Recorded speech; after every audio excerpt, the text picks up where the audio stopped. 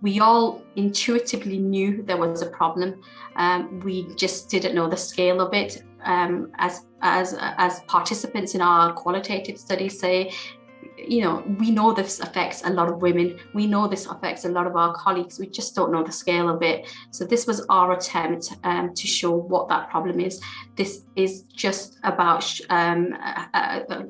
holding up the mirror in terms of what, who these women are, who the menopause affects, how it affects them in terms of their sickness, in terms of their staying with the NHS, in terms of their leaving the NHS, what's the cost to the employer, and thirdly, what's the experience of these women as they are navigating their menopausal symptoms whilst continuing to work for the NHS.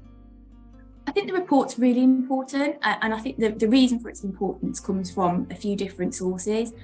So the NHS, its staff are its key resource, really, so looking after staff is important, and I think that women who are in the menopausal group, we've seen some of their experiences, and we want to improve things. It's this really important group of staff, really.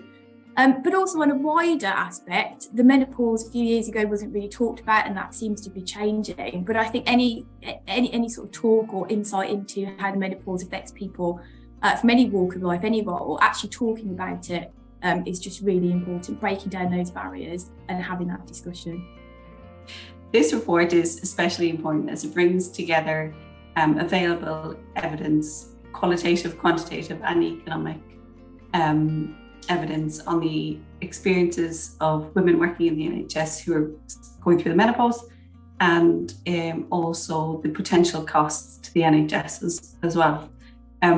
So I hope that it will raise awareness of the experience of menopausal women, especially those working in the NHS, and that will also highlight the potential cost savings to the NHS that could be made by ensuring that women are supported.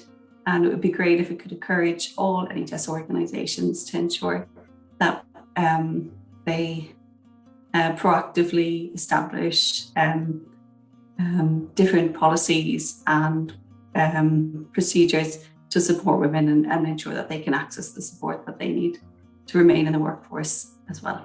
How do we go further now? How do we not just admire the problem, but do something about it? How do we, within our individual NHS organisation, tackle the problem? And we are starting with a later stage of the career in terms of menopausal women and the career stage that they're at.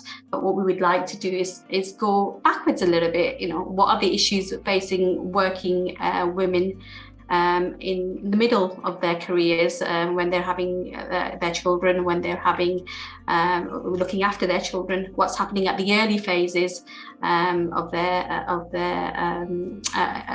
working within the NHS, or working anywhere, what happens to professional women as they're still moving into their first jobs as well.